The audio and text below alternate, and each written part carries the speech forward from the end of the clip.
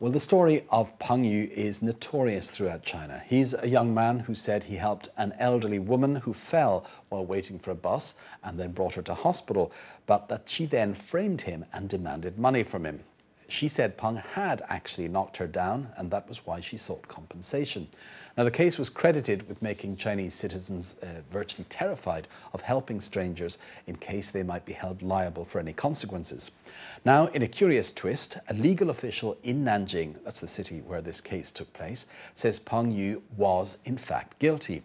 Liu Jiwei, the director of Nanjing's Political and Legal Affairs Commission, recently told a magazine that in the first trial back in 2007, Peng Yu didn't deny knocking the woman over, but then in a second trial he changed his testimony and said he had not knocked the woman down and was just offering her help.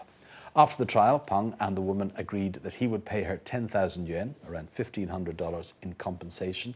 And this official says both parties agreed not to reveal details of the case to the media. Liu said he was now disclosing what happened because the case had been badly misunderstood by the public and it had become a sort of a tipping point in terms of moral standards in China. So is this the definitive truth or simply another twist in a long tale? What do people on the streets of China feel about the latest revelations? Our researcher Julia Liu went out on the streets of Beijing to find out. So what was your reaction when first heard about this story and Peng Yu was ordered to pay costs? I know this. The case demonstrates clearly that there are no more good people in our society. People no longer have the courage to help others. Here's an interesting thing. Once I helped an old woman when the bus we were on suddenly braked. She said to me, "Don't worry, I won't stitch you up." And everybody laughed. See, that's how deeply this has got into people's minds.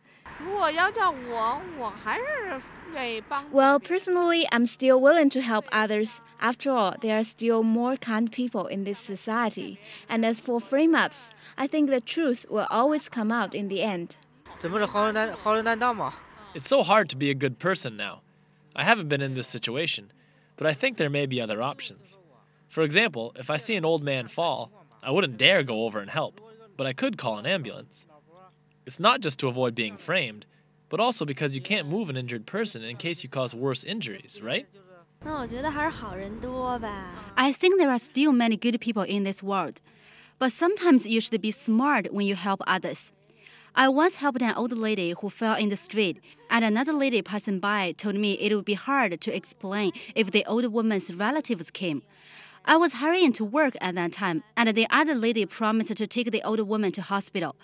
I sometimes wonder what would happen if I'd stayed there.